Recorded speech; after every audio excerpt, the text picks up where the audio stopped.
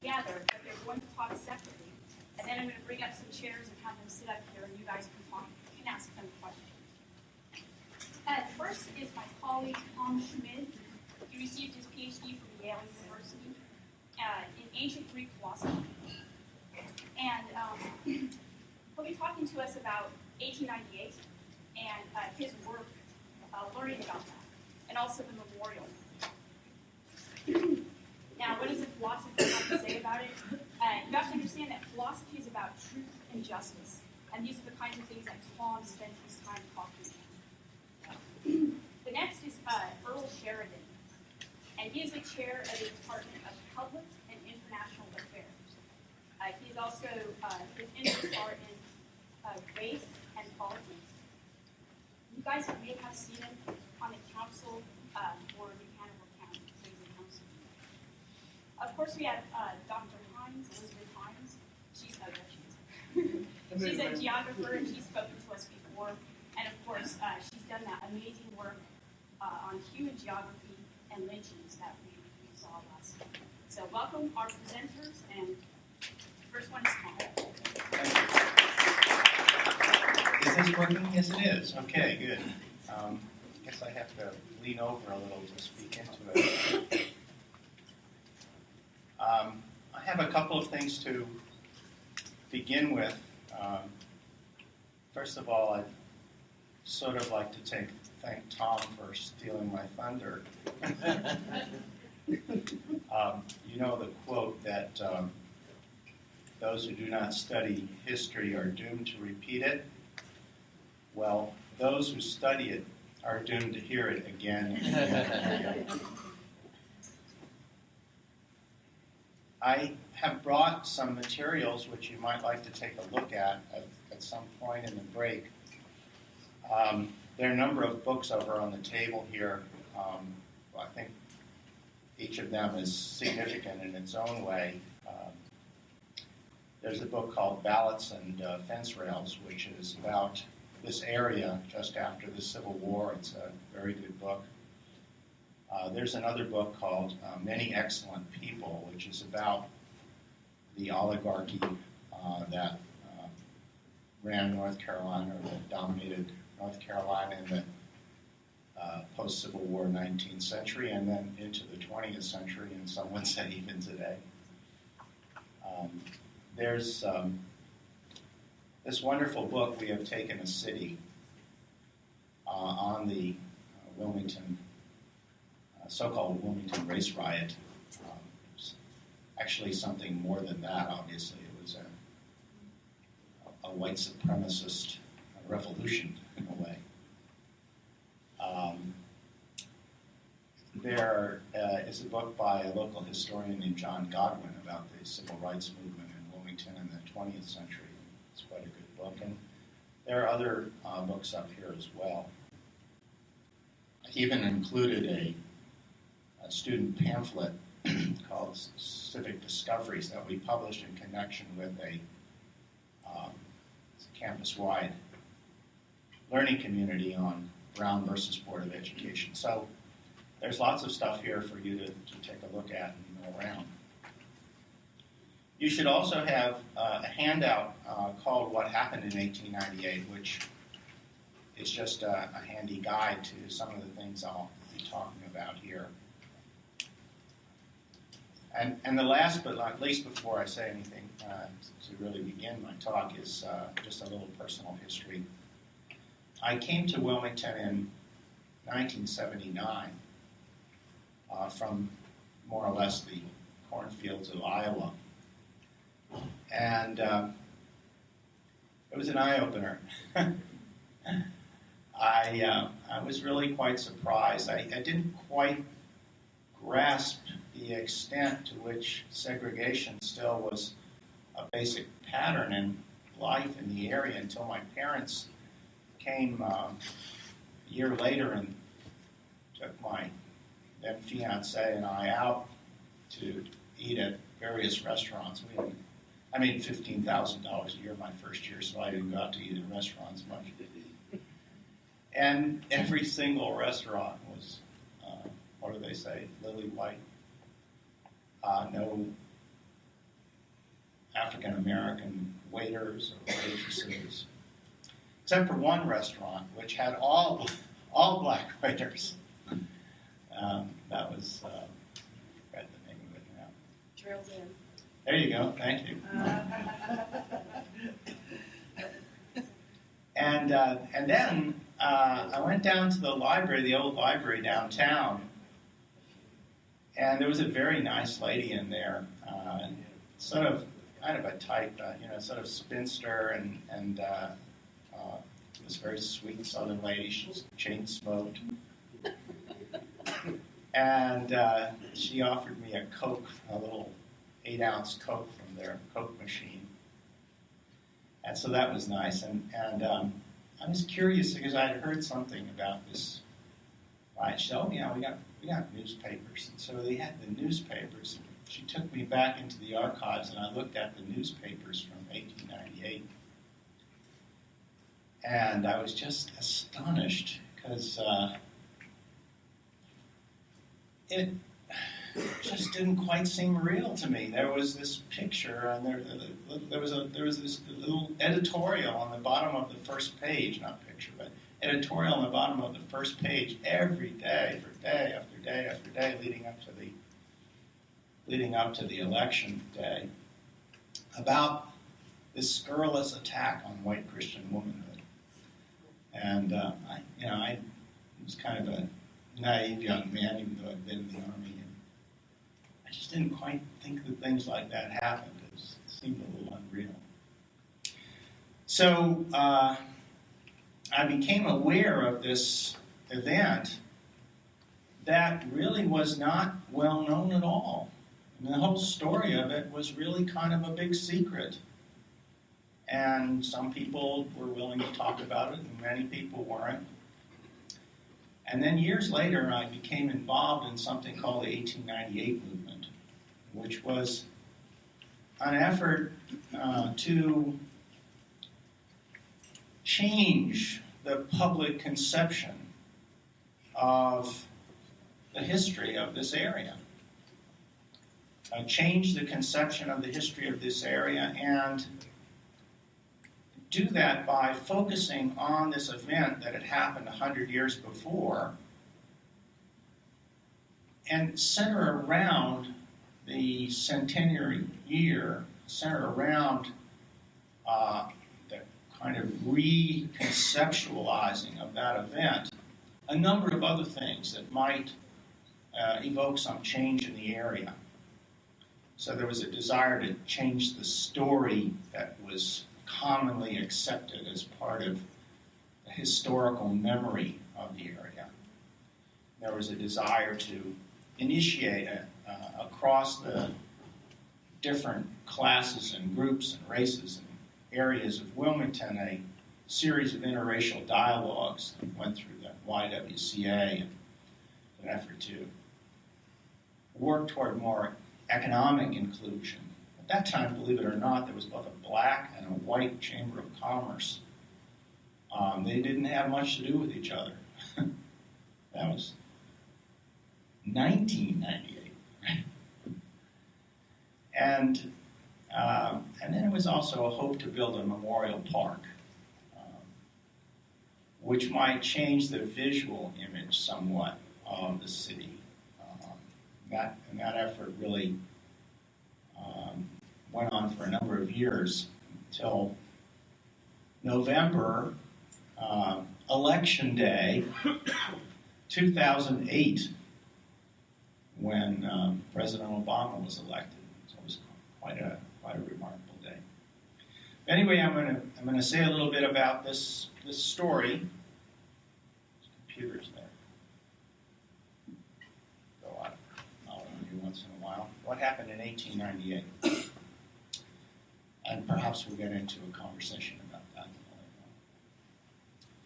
So, history. I take it that history is the study of the recorded human past, which reveals significant facts, which interprets them to explain why the story they tell occurred, and which uses them to understand the present and human life in general. So history is concerned with what happened, why it happened, and what does it mean. And that will be the context in which I tell the story now. I'm going to tell about what happened in 1898 in Wilmington, North Carolina. Again, this will deal with some facts that you are familiar with, but that were suppressed for many, many years. I think the reasons why they were suppressed have to do with the fact that there was something ugly and shameful about it all. There was something illegal that was involved in it. And that it changed the nature of the society in a way that brought about injustice that lasted for many, many years and played a powerful role in the inequality that existed in the society 100 years later and exists in the society today. And I think it's also an interesting story in some ways about all of us and the kind of way we as human beings function. Talk a little bit about that. In my view, it's a very important story. Very important. It's very important not only for understanding the region, but also in a way that I don't think has ever been quite appreciated for understanding American history. I think in some ways it's a turning point in American history.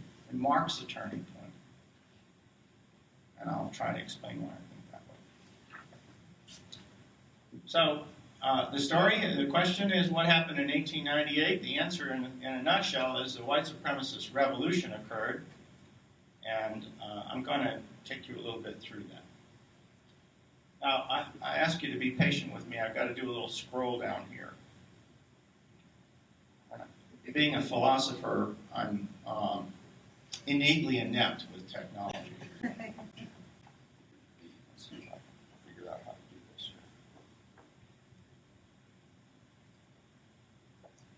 here. Okay. Can you all hear me without this mic? Yes. All right. I'm finding myself extremely uncomfortable bending over this device. So what I want to do is set the context, and this contextualizing of it will occur in a number of ways. I'm going to identify some of the main actors. You may be familiar with them already. Then the more immediate historical context. Then the events themselves, and some discussion of the consequences. And in the process, I think that will lead us into consideration of not only the facts and why things happen as they happen, but also perhaps their meaning.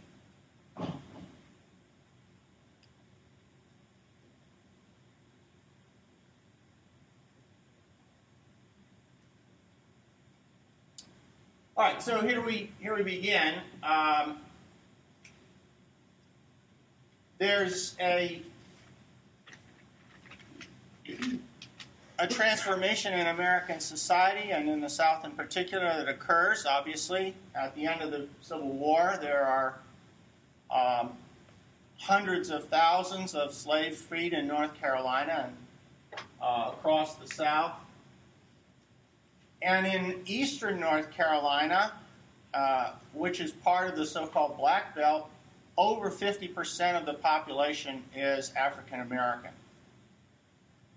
So it is a very, very big change in the society, because now there are hundreds of thousands of ex-slaves in 1865, almost all of them illiterate, many of them impoverished. And the great question of the society is, what will happen of all this? In addition, of course, there is a northern occupation, as it were, a military occupation, and the federal reconstruction through the Freedmen's Bureau that begins to try to address this incredible social problem. This continues to exist until 1876 in the area and continues to have an influence on the area. And there is a gradual and slow transformation that begins to occur. Some of it is actually a continuation of what was happening before, because already in the 1840s and 1850s, you began to see in many southern towns and cities, especially those along the rivers and oceans, the beginning of many slaves that were brought into the regular workforce. And their masters rent them out to work. And they begin to learn trades.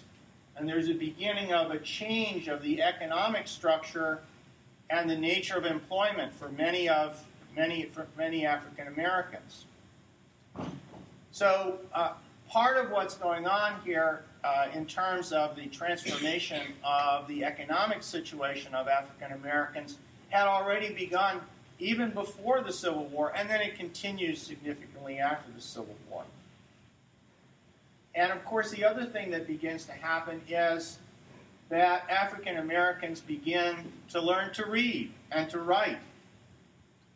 And this is really a remarkable story, because by the 19th century, by the end of the 19th century, it's estimated that about 40% of the black population is literate. Now that may seem low, but only about 60% of the white population was literate. So it's really quite an amazing thing that happened in terms of the social transformation of North Carolina society, Eastern North Carolina society during this period.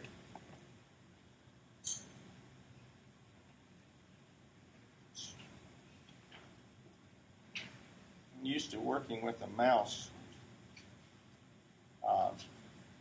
Got to find it on here. Now, politically, what's happened is there's already been a change in terms of the political structure that was imposed at the end of the Civil War. Reconstruction essentially ends in North Carolina very early in the 1870s, politically. And through many parts of the South, the Democrats come back into political power. You probably already are familiar with much of this story. There is some still continuation of a black Republican party, or black presence in the Republican Party throughout the 19th century. But essentially, it's a white-dominated government. And the peculiarity of it is that in many ways, the municipal government, the local government, is kind of top-down. There's a very strong power structure that imposes, appoints people to government in Wilmington, the governing board, and that from the legislature. So you've got a kind of top-down political structure. You've got a dominant white economic structure. You have a great deal of de facto Jim Crow. You have a very large black population that's becoming increasingly literate and increasingly able within the economic structure. And so there are many, many different and remarkable forces at work. It's an era of tremendous change.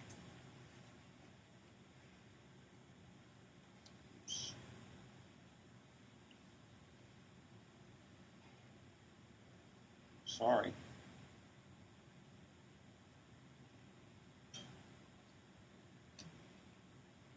I'm going to stop apologizing for my clunkiness up here. I hope you'll just bear with me. So here's Wilmington and the surrounding areas. Wilmington is the largest city in North Carolina. Again, notice the population figures. Almost 60% of the population of the city is African American. I've got a very nice picture a little bit further down on this map.